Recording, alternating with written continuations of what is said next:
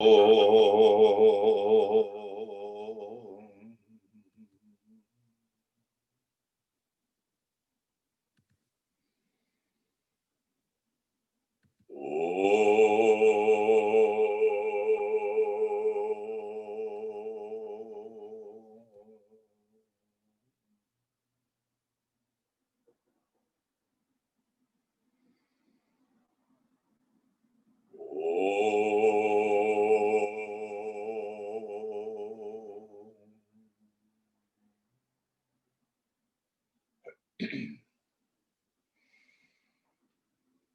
Gurur Brahma, Gurur Vishnu, Gurur Devo Maheshwaraha, Gurureva Param Brahma, Tasmai Shri Gurave Namaha.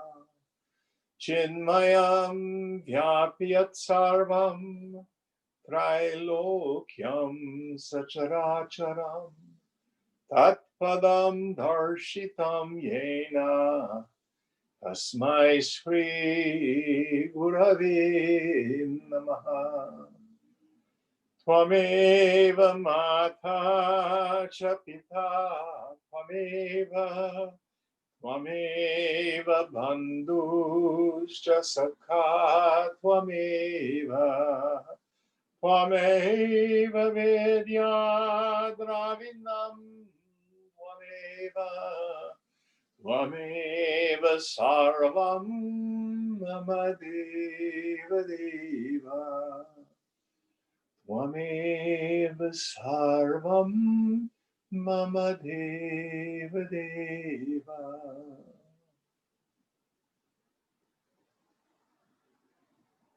Om Sahana Vavatu, Sahana Bhunaktu, Sahaviryam Karavavahai, Tejasvinavadhi Tamastu Ma Vidvishavahai. Om Shanti, Shanti, Shanti. So we're in chapter 2 at the end, these last 18 verses, which are known as the Sthita Prajna Purusha section, the section on the marks, the signs of a person of steady wisdom. Arjuna asks in the 54th verse, how does the man of wisdom or the person of wisdom walk? How do they talk? How do they sit? How do they speak, etc.? And the first answer that Krishna gives, which really, in my opinion, is one of the best definitions of what freedom is. He says, when a person casts off all the cravings, all the desires of the mind, O Partha, and is satisfied in the self, by the self, meaning they can revel in the self. This is the mark of a person of steady wisdom. That's the 55th verse. So Deepa, where did we end up last week? I think we finished 57. All right, let's go on to 58. Okay.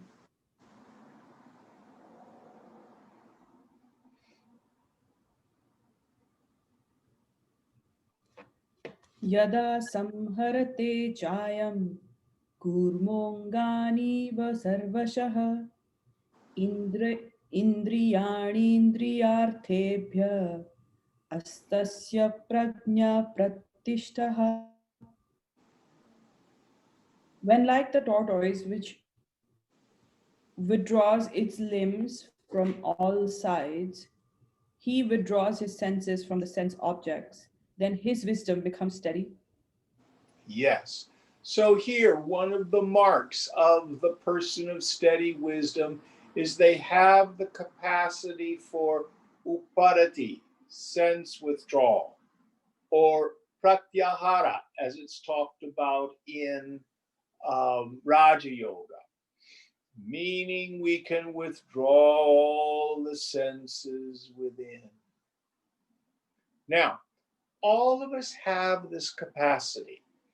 I can remember when I was a boy, I was a great lover of reading. It was my great escape from the turmoil in my family of origin.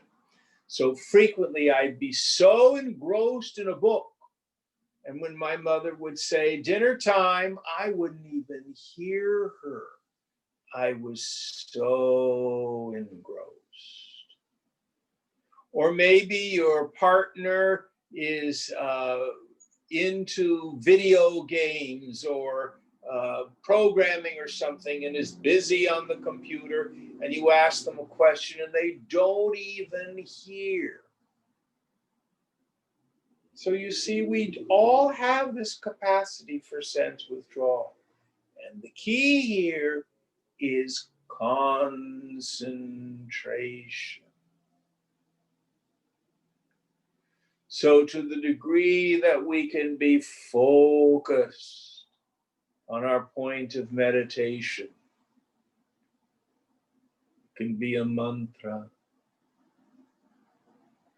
it can be the form of the Lord, it can be the breath, it can be who am I, the question. Eventually, when we're totally absorbed in the self, in the state we call nirvikalpa samadhi, the outside world no longer affects us. Now, I want to nuance this, and let's talk about how Shankara defines uparati, sense withdrawal. He says the best uparati, not when you are just inside, but when you're functioning in the world and the sense objects do not create any vrittis, any thought waves. Because the truth is, we can't run away from the world and be in meditation all the time. So can you be in the world and let everything pass through? Have a mind like a sieve where all the sensory data passes through, nothing lands.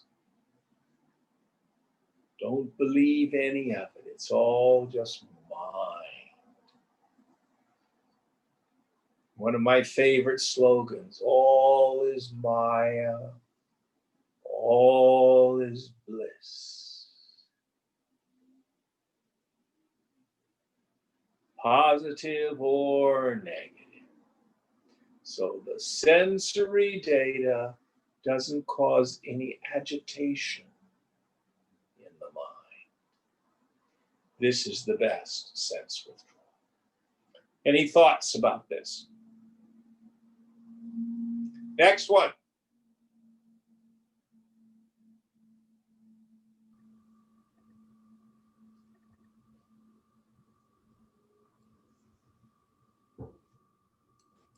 Vishaya vinivartante nirahasya dehinah rasavarjam rasopaspyasya param drishtva nivartate. The objects of the senses turn away from the abstinent man, leaving the longing behind. But his longing also leaves him upon seeing the Supreme. Oh, this is one of my favorite verses. So, what he's saying is, just getting rid of the sense objects doesn't solve the problem. If you remove the objects of the senses, the longing stays behind. This is why, in the end, willpower is not an effective tool. What it creates is suppression, and you press down your desires. And they're going to come out sideways, is what they'll do. There'll be some explosion. There'll be some explosion. Then Krishna says, but the desire leaves that person upon seeing the Supreme. So we go back to what I call the ruthless rule of the mind. The ruthless rule of the mind is the mind will return to the experience that's given it the greatest joy, the greatest juice, the greatest rasam. Thank God. God is the most beloved. Thank God that the mind abiding in the self, even to a little bit of a degree, so much cleaner, purer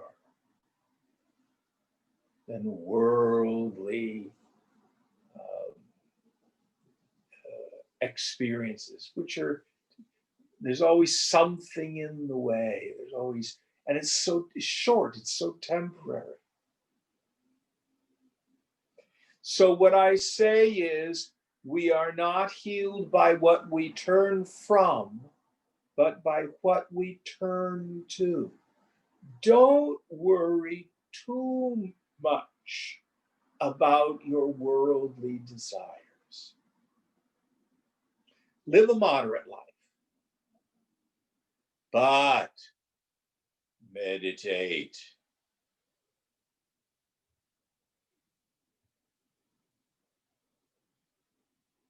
You've all heard me talk about the tricycle and the bicycle. When you were a child, you had a little tricycle that you loved. But when you got the two-wheeler, what happened to your attachment to the tricycle? Gone. There's no effort of renunciation. We call this tyaga, abandonment. It's gone. The little tricycle is in the back of the garage. You forget about it. So as our experience of the divine, as the mind can revel in the self more and more, our desire for the world just dries up. It's so little. And it's so effortful.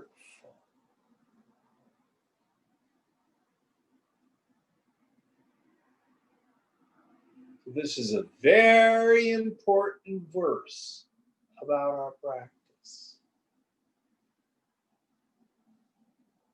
Now, if we're foolish and we are a desire of desires and we don't have a practice, even if you read a ton of scripture, you will not be able to give up the world, because that's where you get your juice. Or if you're reading scripture, you may get a little intellectual comfort from it. But that's not enough. That's why we need a practice. So you get rid of the objects, but the desire remains behind. But the desire goes away when we have a richer playground.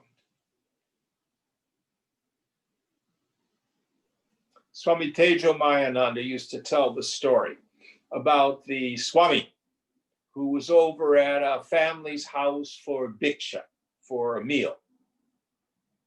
And after the meal, this was in the Chinmaya mission, so the householder had a tray, a thali, and there was fruit on it. And there's the envelope with the check in it, which you give for the Swami. You give it to the Swami, and the Swami puts it in his pocket, and then hands out the fruit as prasad, and a householder goes, "Oh, Swami, You've done such a great thing. You've given up the world. And he bends down and touches the Swami's feet, and the Swami gets down on his knees, a full prostration, and touches the householder's knees or feet. And the householder says, "No, no, no, Swamiji," and pulls him up. And the Swami says, "Oh no, you're a much greater renunciate than I. I've given up the world, but you have given up infinite bliss."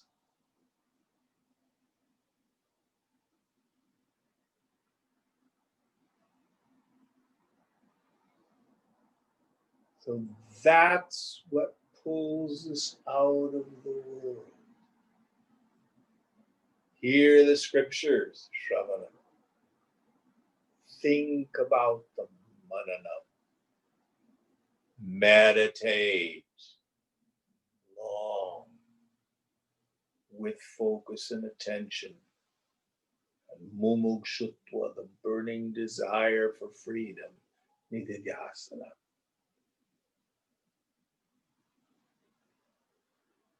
Until you begin to get Brahmananda rasa, the juice of the bliss of Brahman. This is what overcomes the world. Any thoughts on this? I have a question, Jim. Please. In your experience, do you find that even creative urges fall by the wayside as you make progress spiritually, I guess? They can, and sometimes they don't. What the yogi understands is the body just goes on automatic pilot. It fulfills its prarabdha karma. It will do what it was sent into this lifetime to do. But even the joy of creativity is so little compared to the joy of the self. And it's so temporary. Yeah. But it may be your way of abiding in the self, your way of reveling. So Swamiji was a child of the Himalayas. He, in many ways, even though he lived like a king on the surface, inside he was such a renunciate. He wasn't a real emotional, touchy-feely guy, you know. Tejomayananda is actually a mushy bhakta. And, you know, I haven't been to many of his camps or anything like that, but he always has his little harmonium, and he's always singing the Lord's praises. He's very emotional about it. He's a great lover of the Lord. That's his way of reveling. So your creative expression may be the way in which you revel. You consciously know, this is what I'm doing. This is the way in which I revel in the self. Does that make sense? Yes. And then it may drop away. It may drop away. I think for me, as of late, my desire to be creative in some ways has fallen away. Like, I'm not playing the piano anymore. And for me, I'm struggling because I think it's a part of my identity. That's something that I identify with. And so well, that's good then. I guess. The whole point yeah. is to give up your identity. Yeah. Yeah. That's what we keep talking about. Yeah. You are not a piano player. Yeah. Yeah. Or if you are a piano player, you're just a sophisticated roll on a player piano.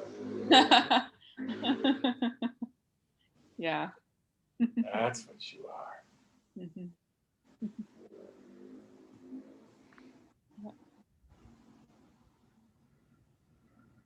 Can I ask one question that leads from there? Thanks for sharing, Aditi. This connects to last week when we talked about how you can't jump. You have to be someone before you can know one. You can be no one. I really loved your emphasis on, hey, take time to heal as a human, whether it's trauma, self-worth, become a whole person before you can reach into the ultimate. And if something like playing the piano is nourishing and nurturing, then I guess sometimes I'm not sure when to lean into that, and when to lean into, hey, it's something that's fun, but it doesn't need to be part of my identity. But if it's in that middle ground where it's helping you feel whole, then by all means embrace it. Well, and everybody has their own way through this. So I'm working with a young man, and he's very young, and he really has a passion to sing and write music. He gets incredible bliss and joy from making music. And he really wants a career as a professional musician. He had been an academic administrator, and that was just a way to make a living. So, sure, go for it. Why not? Unless you're a trust fund kid, you're going to have to do something in this world. You know, even being a Swami is a job. You know, so the dharma of the body is karma. Remember, the dharma is the essence of something, the nature of something, without which it would not be the thing that it is. The dharma of the physical body is karma. They all work. A physical body without karma is called a corpse. So you will work. What shifts is your relationship to it. Gotcha. Cool, thank you. The goal of the spiritual life is not indolence. You're not supposed to sit in a corner and do nothing. But if your identity, I'm not a person of value unless I'm playing the piano. Now, Aditi, one of the things that may be happening to you, I can only again share with you out of my own experience. For me, making music was about communicating with people. Of course, I was a singer. And, you know, I just singing at home in my own living room, like, why bother? It was about performing, which was about communication. It was about sharing something with someone. And in the COVID environment, there's really no opportunity to do that. Other people, I used to have an upstairs neighbor years back. He was actually a doctor. And he was an excellent pianist, had a beautiful Steinway M, little baby grand. And he would come home from work and he would play for 2 or 3 hours every night. Bach, loved to play Bach. And this was just his meditation. It was his way of kind of mellowing out and stuff like that. He just loved it. And it wasn't about performing or communicating with other people. So everybody has a little bit different take on it. Yeah. Good stuff. Good stuff. Hey, Jim, Oh. this is Fang. Do we have time for another question on this? Absolutely. My question is this, which is, let's say it sounds like there's a gradual process, right, in which the mind sort of revels in the self, and as it gets a taste of this, it wants to go deeper into this bliss, right? My question is, if the entire world, everything else, the worldly pleasures, which there's no worldly pleasures, I know, according to what you say, is nothing compared to just even like a tiny taste of this bliss, why would you want to do anything else but stay in samadhi, especially in the beginning when you start having this taste of the bliss? Because you will be impelled into action by the force of the past. Let me give you an example. You can make the decision, I'm not going to poop. Try it. I don't think I would ever try to do that. Do you think you'd be successful? No, I hope not. Because what would happen? You die of toxic poisoning, No, probably. no. You would end up pooping because that's what your body does. You will be impelled into action by the nature of the body itself. That's true, but I guess, okay, so let's say, I guess what I'm trying to say is, let's say like you had a taste of this bliss, right? And you're just like so happy, you're sitting samadhi. And then yes, of course, you have to do something, you have to use the restroom, you have to, take a shower, you have to eat. But then why don't you just keep on going back into the samadhi pose if that's where your own bliss is? When the landlord says pay the rent, what are you going to do? You're just so blissful, you don't know. I don't know. Well, and what will happen is your body will be impelled, your equipment, the body, mind, intellect, will be impelled into action. Later on, Krishna's going to say every being is impelled into action helplessly by the force of Prakriti, nature. Okay. What can restraint do? So, for example, if it's your nature, Aditi, to play the piano, you'll be playing the piano, you won't be able to help yourself. You'll find yourself going over there to play.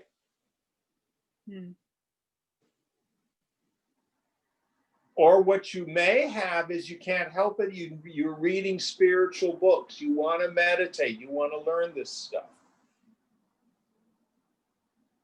Now, there are saints, I'm thinking of Anandamayi Ma, who do spend an enormous amount of time in samadhi.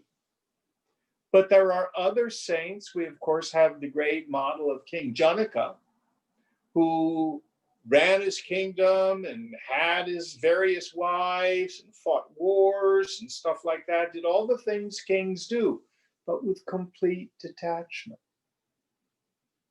So whether you're in samadhi most of the time or very active or someplace in between, in the end, it doesn't matter.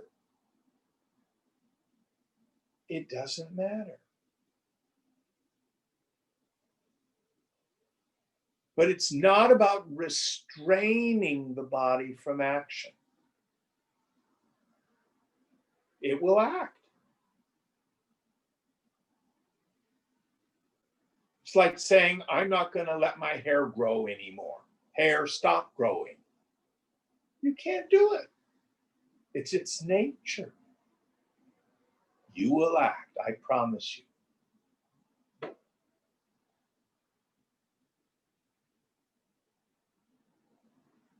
Good questions. Any other ones?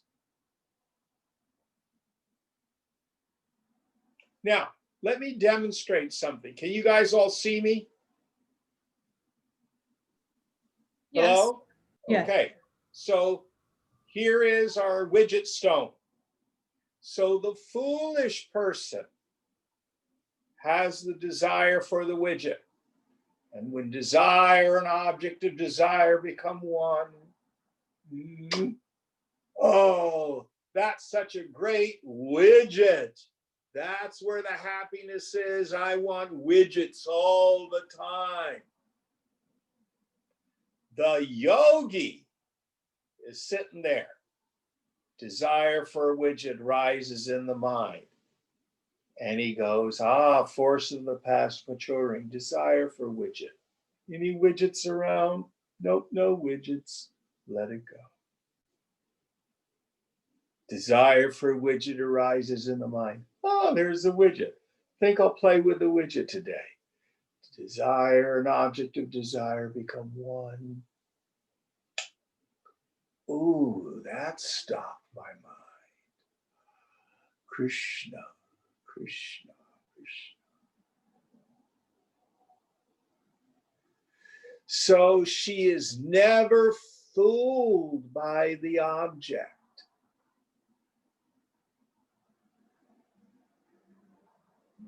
In the end, the enjoyment of the world is not problematic.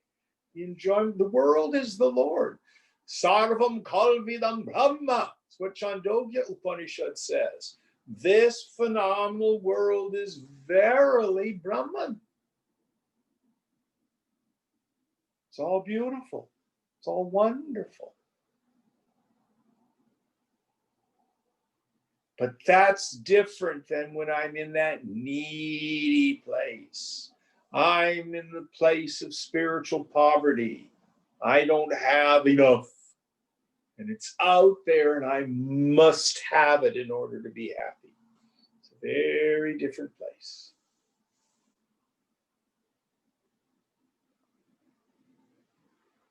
Any other questions on this? It's good stuff. I have another question, Jim. Please. So Chirag and I have been looking at apartments, right? We're about to move, and I've just been noticing all these preferences and wants and dislikes, like, oh, this place is too loud, it's noisy, it's not pretty enough, like all these things. And I'm kind of struggling, like, how much is it worth like entertaining those preferences, those desires, and how much, like, where's that balance of like doing the things that are in line with my natural tendency and my body and what it needs, and how much do I ignore, Well, I've heard this story before. When you moved into the place you're in now. Mm-hmm. Yeah. And did it work? Yes. What's the matter with the place you're in now? Nothing. I'm happy. Why are you moving then? To be closer to family. All right. You could do that. Do you even think about where you live and stuff like that, or is it kind of just faded into the background now? I think about it now and again. Like, Okay. I really I like where I live, so I appreciate it. Yeah. Where is your family living? Are you moving out of the area? No. Just Oakland. We were looking into moving up to Oakland, actually. Oh, sweet. That'll be nice. Yeah. But like, Oakland is loud, and we've gotten so used to like living in San Jose and quiet and suburban kind of. So it's like, we'll talk, Libby. We'll talk. There are quiet places in Oakland. Okay. But the point is, you're going to do what you're going to do. And in a sense, where you live in Oakland was written before you were born. You're going to live where you're going to live. Yeah. Pravda. No big deal. Yeah. So you're saying I'm kind of, I might be overthinking it. Yeah.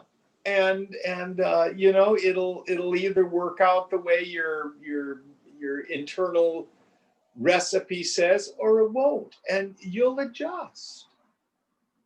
Yeah. You'll adjust. Yeah. But like, I have a friend, and his mother moved 5 times in 4 years, and she hated every place she moved into. She was unhappy and miserable, and she was convinced it's because she was living in the wrong place, and she kept moving and moving and moving. And of course, where was the problem? In her mind. Yeah.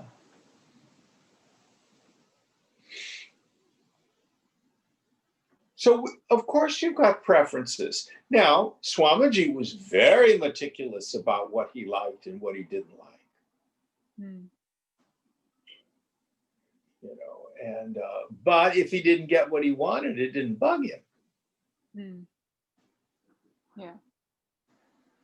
When he decided to build a new ashram, he was meticulous about what he wanted here and there and this and that. Very specific. Very specific.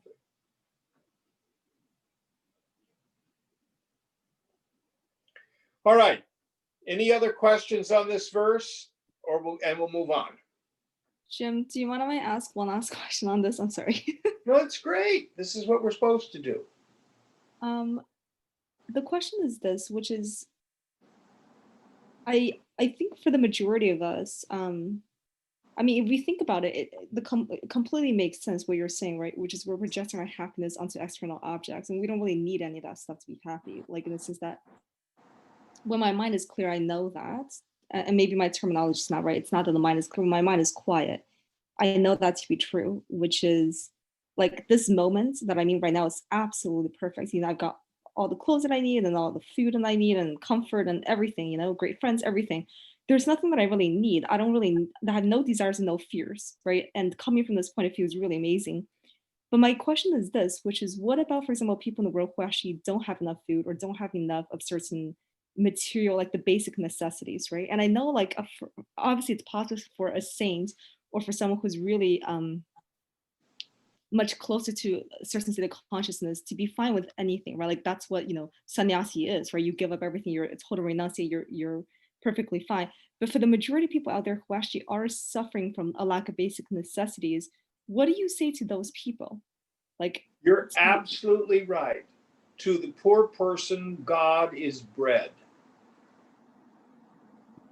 Right. And it's very difficult to do sadhana when your basic, this is a question for Aditi. Is it Maslow who had the pyramid of needs? Yes. Yep. So food, clothing, and shelter are right there. Your survival needs are right there. And if you don't have those taken care of to some degree, sadhana is difficult. Now, you are absolutely right.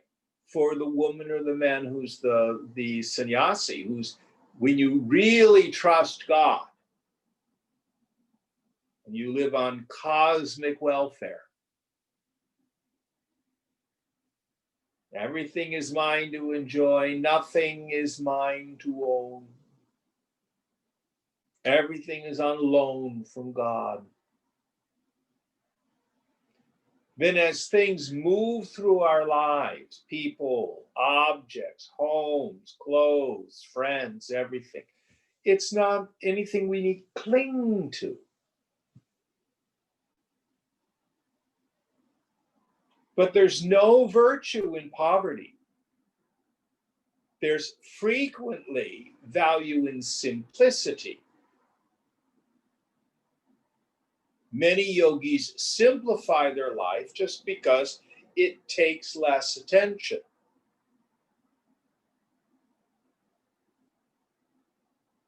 But poverty can really be a difficult thing for people. But yoga can help with that. Yoga can help with that. How does yoga So, help that? well, if you have even a little bit of this yoga. It frees you from fear. Oh my God, I'm down to my last $500 in the bank and I'm terrified. Well, if you deeply understand that you will be provided for to the degree that you seek to do God's will, that you stay attentive and listen, stay conscious, stay out of fear, be open. I always like to say it's a beneficent universe that conspires for our well-being if we let it. But how do we let it? We've got to really be open and cooperate with the flow of the universe. Don't wrestle with it. Don't fight with it. Don't get it caught up in control and stuff like that. Now, I was having coffee down front of my apartment here with some of my neighbors. And there was a crazy lady who came by, and she's been around in the neighborhood, and I think she smokes crack. And she was screaming and yelling and running out in front of traffic and being loud and aggressive towards people and stuff like that, and she's probably homeless. But, it's really hard to hold down a job when you're crazy on crack. When you're having a psychotic episode, it's very difficult to go talk to a new landlord. So, frequently we push ourselves, or people do, into these places of abject poverty and homelessness and stuff like that. A whole lot of it is drugs and alcohol and mental illness. Some of it is people falling through the cracks, especially at a time like this. But a whole lot of it is people's addictive problems. It really is. It really is. So this is another discussion to have. So if you come across someone who's homeless and hungry, give them money or food. It's real simple. I wouldn't start talking about self-realization with them. It probably wouldn't help, and they're not interested. Buy them a lunch. Don't be part of the problem. All right, next verse.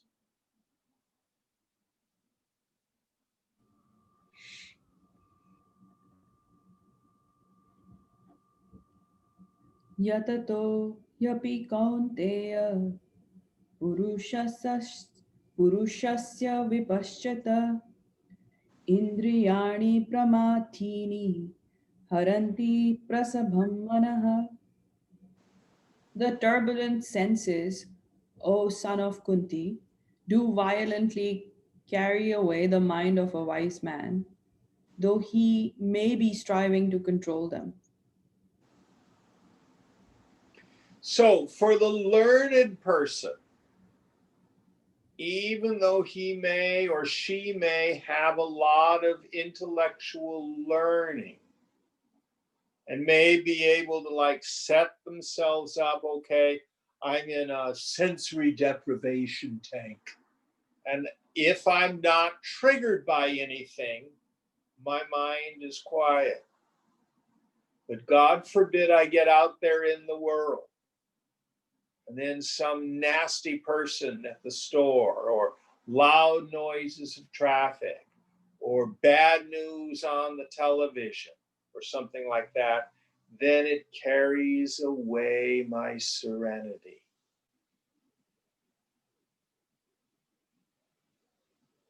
So here when he says wise person, he does not mean a jnani, a person of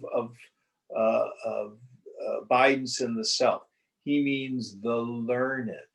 So that is not enough.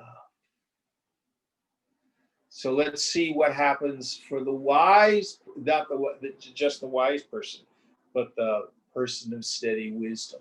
Let's see what happens for them. Next verse.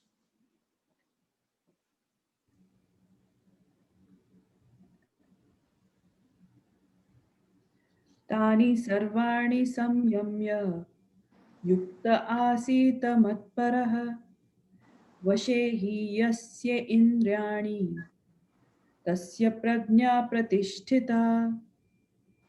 Having restrained them all, he should sit steadfast, intent on me. His wisdom is steady, whose senses are under control. So here we have a brief instruction in meditation. We'll go into this more deeply in chapter 6. So for the yogi who is still at the stage where the senses trigger us, what people say or external circumstances, what do? And you hear me say this over and over again, just don't do something, sit there. Just don't do something, stand there.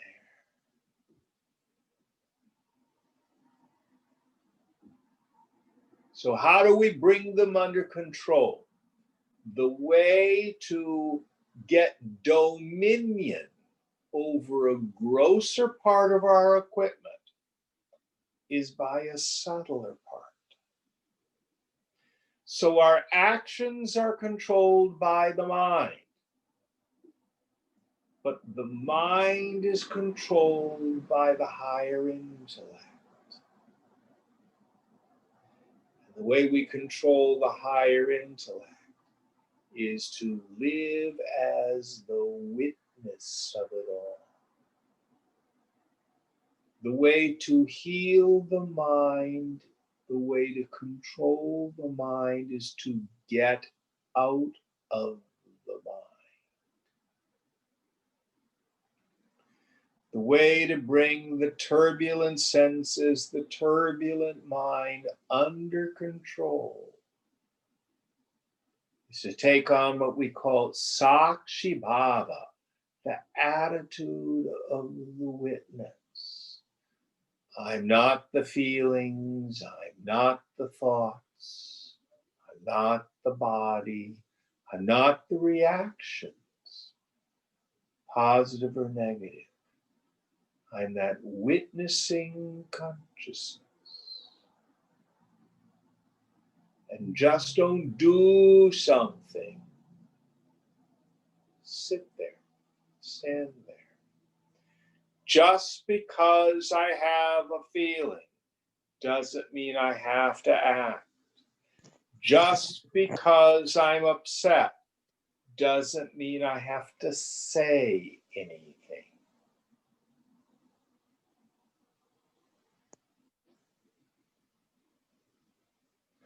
So at this point, the yogi wants to really internalize this axiom.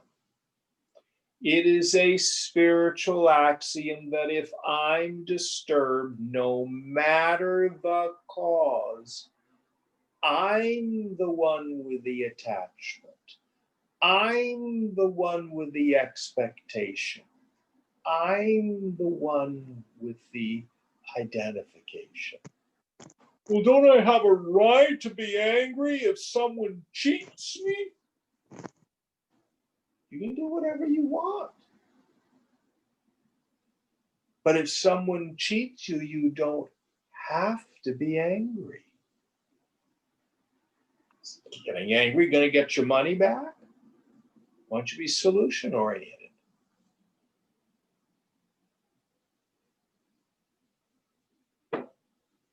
Make peace of mind your most prized possession. So if there were a fire in your home, what would you grab and run out the door? Would it be family pictures? Would it be jewelry? Would it be the hard drive backup to your computer? What would you grab when you ran out the door? Your prized possession. I say, make peace of mind your most prized possession. Nobody out there is worth losing your peace of mind. Yet some of us will squander it on an unkind word or a scowl.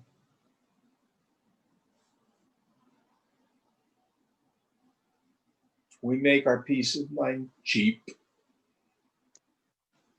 No. It's the most precious. It's a decision. Nothing, no one is more important than my serenity.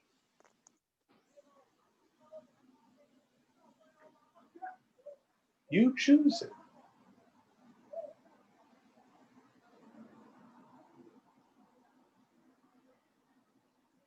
Righteous indignation, what about that? You can do whatever you want.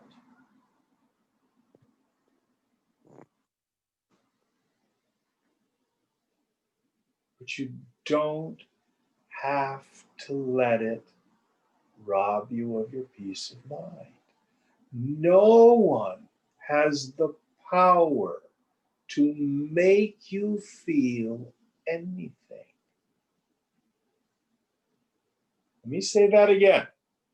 No one has the power to make you feel anything. You hurt my feelings. You made me feel sad. No, they just did what they did. I choose to personalize it.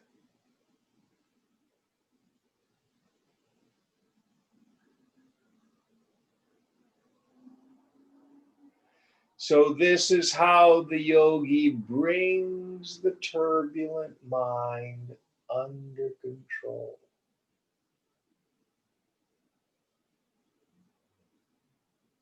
So going back to Fang's thought, well, why isn't the man or woman of wisdom just lost in samadhi all the time? What you find is you can function in the world and be completely at peace. The objects of the senses do not have any inherent power to take us out of the self.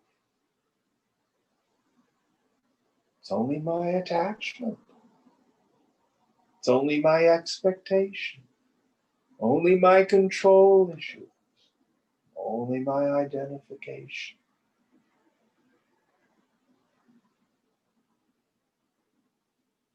You choose. You choose. All right. Any questions or thoughts on this? Hi, Jim. This is Vikas. Can the Sakshi and or the observer and the actor exist at the same time or act at the same time? Of course. You watch the equipment act. For me, it's like observer is a passive activity, like watching or observing. But when I'm doing things or acting, I'm not observing. Well, work at it. The question is, what is doing the acting, and where is the sense of agency? That's the real question.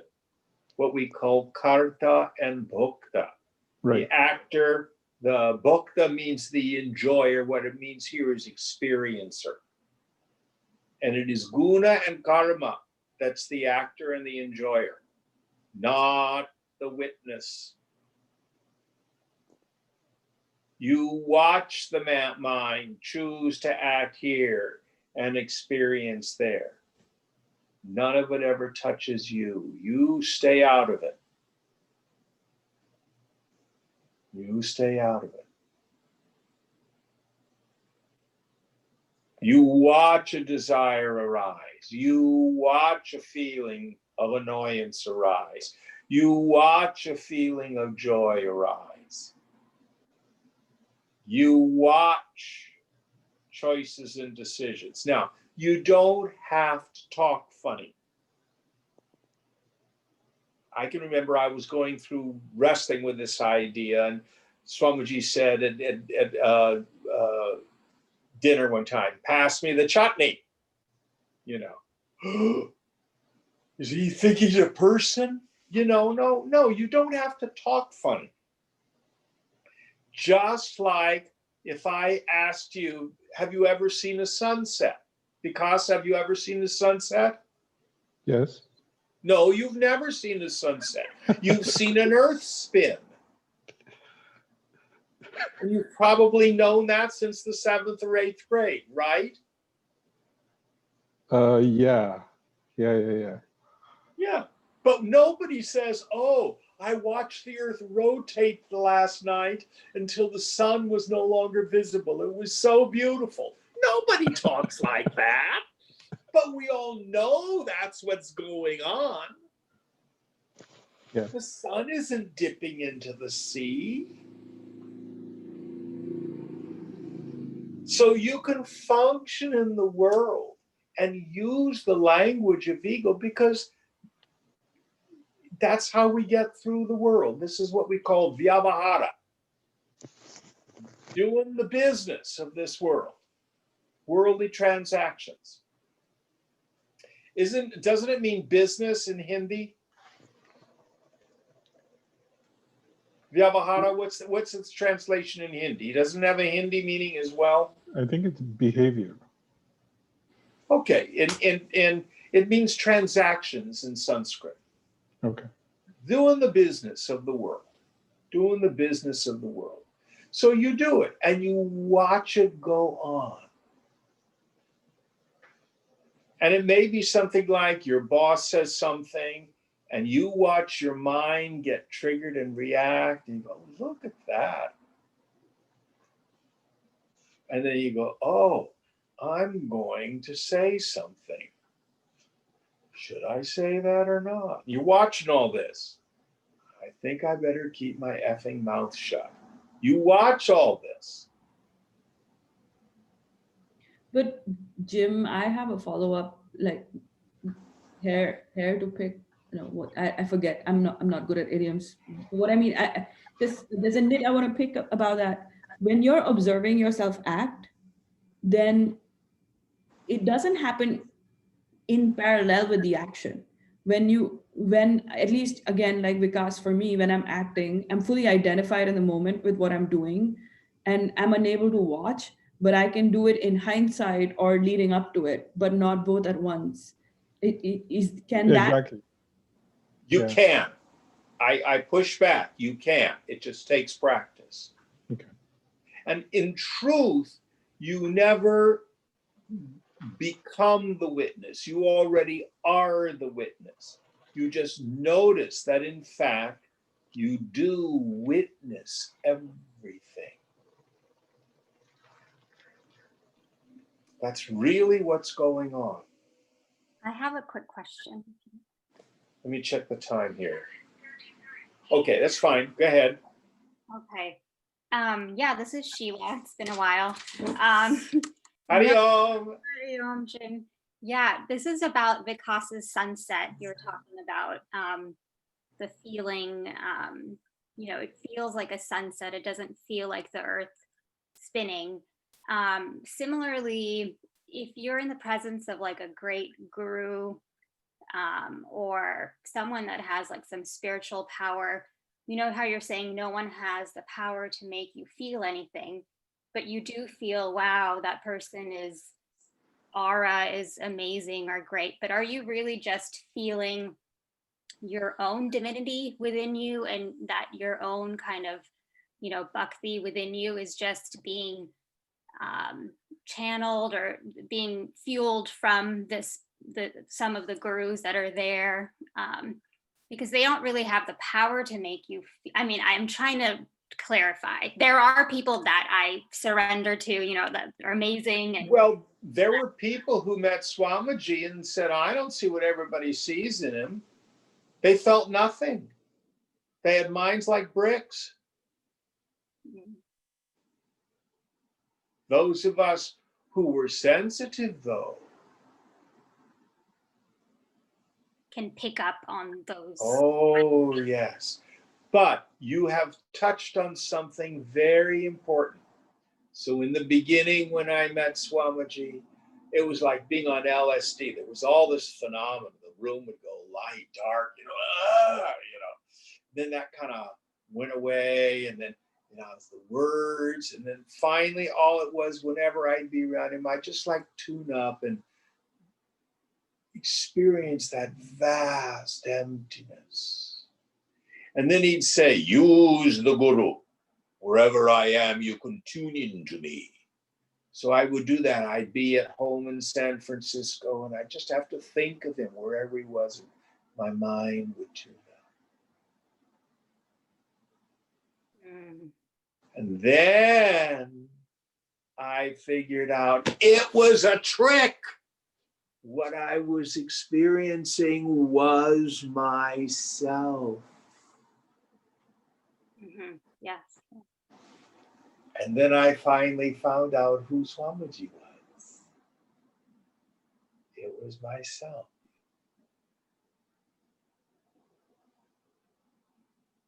Yeah. I have a long way to go before that. But No, but he would say the Guru is a temporary psychological device. So you're getting the sense of what happens there. yeah. Still, so long, but it was an observation, of course. Yeah. Yes. Thank you, Jim. Okay. But you choose to be open to the Shaktipat. You see. Or you can choose to block it out and be like a brick, or even if you do feel it or something, If you could come to class and you could be loaded on half a bottle of wine. Probably wouldn't feel a thing except the wine. Thank you. You could take a whole bunch of Ativan. You could be around the greatest saint in the world. You probably wouldn't feel a thing.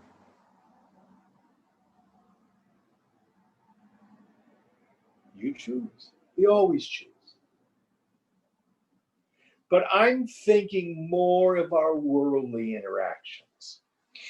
When a family member or a colleague or a friend says something unkind and our ego says, you made me feel hurt.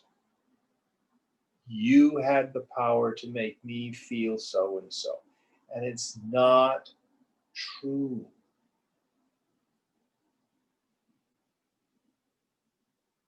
I can choose to let it pass through, to not let it land on my ego.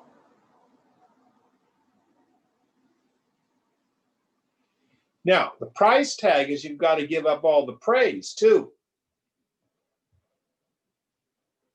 So when someone says, oh, you're so wonderful, oh, you're so pretty or handsome, oh, you're so smart. Ego wants to go, oh, really? I'm so glad you noticed, And the yogi goes, Om Namah Shivaya, Om Namah Shivaya. Just let it pass through. Don't buy into any of that business. Aham Brahmasmi, I'm Brahman. I'm not a good person or a bad one.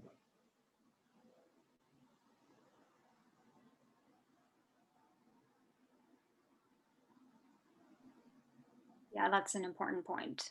Definitely. Yes. Okay, more questions. Jim, I think I might have asked this before, but possibly so in my first or second class with you, but when you say no one has the capacity to make you feel anything, what would you say to victims of verbal abuse? Well, go ahead, abuse me verbally. No, I mean, like, not like I'm the serious. Say no. whatever you want. That's a tall ask. That's a tall order, Chip. No, but like, if you live in an abusive relationship, for example, and you hear negative uh, language every day about you, and you spend years listening to that, and then you start buying into it, then That's the key. You start buying into it. hmm, Let me give you an example. So I'm going to say some things to you. Gobbledygookty, fripty, froppy, floppadooba-jooby. it sounds lovely. What did it, well, was it real or was it just gibberish? It was gibberish. You didn't believe it, did you? It was nonsense. You're a beautiful woman. You're so smart. You're so talented. It's the same stuff. Hmm. You're a terrible person. You'll never get anywhere in life. You're ugly. It's all not true. Gobbledygookty, fripty, flopty, flooby dooby doo. That's how you want to hold it.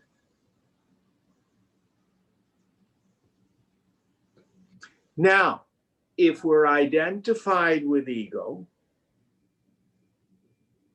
then when we're in an abusive relationship, it's different. But if we have tools as yogis,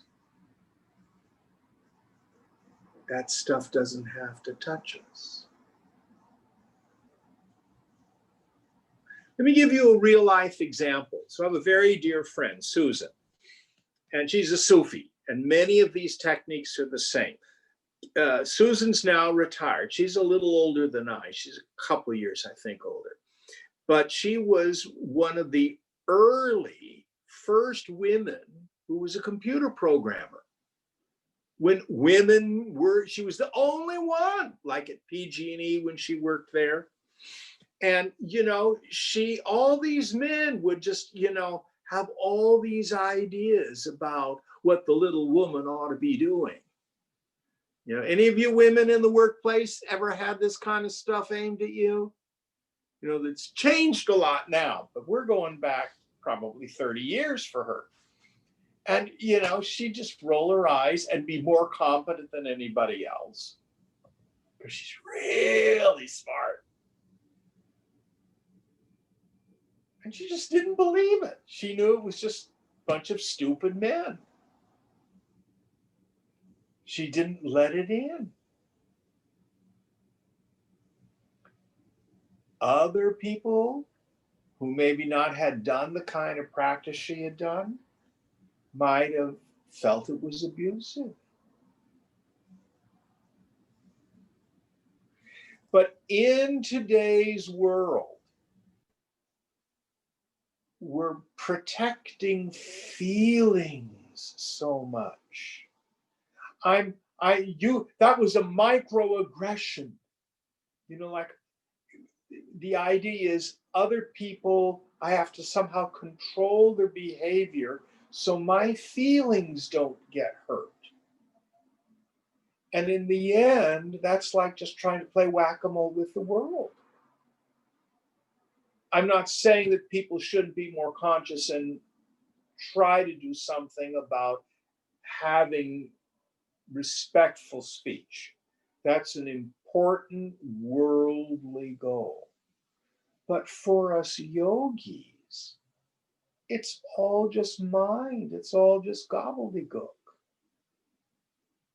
It'd be like me saying to the space in the glass, "You're just terrible space in the glass." It's just space. It's without qualities, without characteristics. The self in me, nirupaham, no form.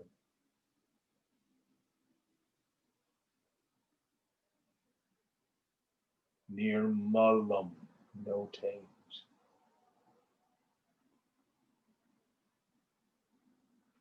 So get out of the mind. Was this helpful, Deepa? Yes, thanks, Jim. Now, easy to say, difficult to practice. Especially if, for example, you're in a marriage or a relationship and the partner knows where your buttons are.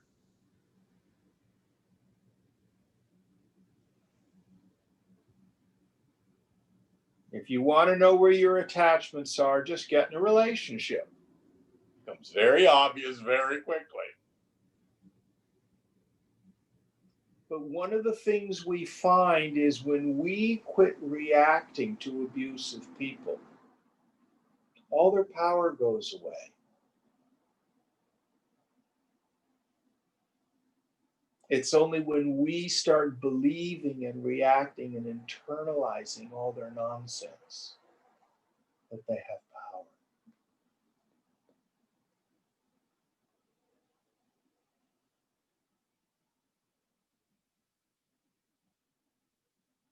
All right.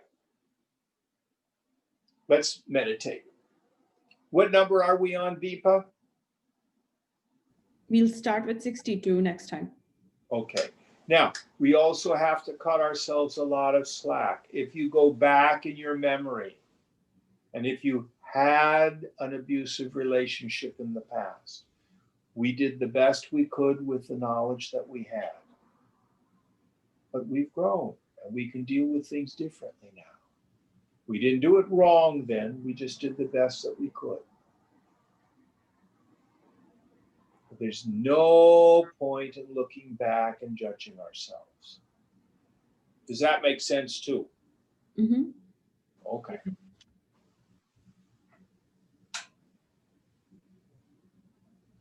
Let's sit.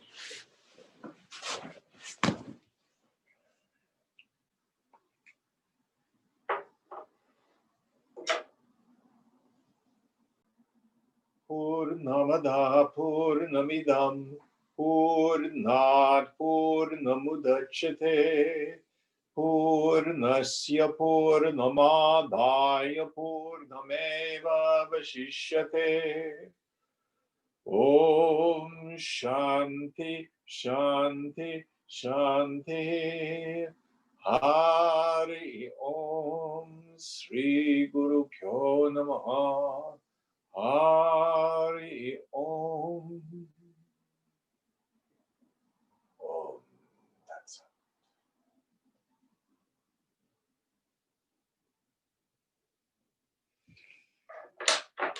Thank you all. Thank you, Jim.